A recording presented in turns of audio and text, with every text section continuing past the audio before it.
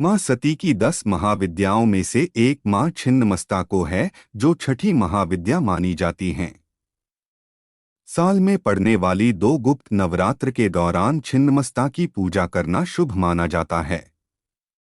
माँ छिन्नमस्ता का स्वरूप काफी भयानक माना जाता है, क्योंकि उन्होंने अपने इस स्वरूप में एक हाथ में किसी दूसरे का नहीं बल्कि खुद का ही कटा हुआ सिर पकड़ा हुआ है और उनकी गर्दन में 3 धाराएं बहती हुई नजर आती है।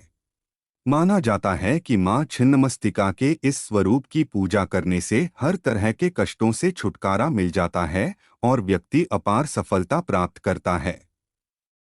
छिन्नमस्ता के बारे में आप काफी जानते होंगे, लेकिन क्या आप जानते हैं कि उनका ऐसा स्वरूप क्यों है? जानिए इसके पीछे की पौराणिक कथा।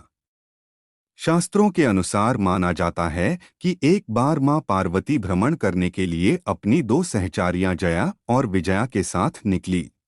भ्रमण करते हुए रास्ते में उन्होंने मंदाकिनी नदी में स्नान करने की इच्छा प्रकट की और अपनी दोनों ही सहचारियों से भी कहा कि वह भी साथ में ही स्नान कर लें। लेकिन उन दोनों ने कहा कि उन्हें भूख लगी है, इसलिए वह स्नान नहीं करेगी, पहले भोजन करेंगे। पार्वती माँ ने उनकी बात सुनकर कहा कि थोड़ी देर आराम कर लो, तब तक मैं स्नान कर लूं। इसके बाद वह काफी लंबे समय तक स्नान करती रहीं। बीच में बार जय विजया ने उन्हें रोका कि माँ भूख लगी है, लेकिन माता पार्वती स्नान में मंत्रमुग्ध होने के साथ संसार में करुणा बरसा रही थी। उन्होंने जया विजया की बात को अनसुनी कर लिया। अंत में हारकर जया विजया ने कहा, माता तो अपने शिशु की रक्षा करने और उसका पेट भरने के लिए अपना रुधिर यानी रक्त तक पिला देती है। माँ, आप तो इस पूरे संसार की पालक हो और सबकी भूख शांत करती हैं, लेकिन हमारी भूख का आप कुछ नहीं कर रही हैं। उनकी इस बात को सुनकर माँ पार्वती काफी क्रोधित हो जाती है और नदी से बाहर निकल आती है। इसके बाद अपने खड्ग का आह्वान करके अपने ही सिर को काट देती हैं। ऐसे में उनके धड़ से रक्त की 3 धाराएं निकलीं, जिसमें से 2 धाराएं जया विजया के मुंह में गई। तीसरी धारा स्वयं मां पार्वती के मुख में आकर गिरी।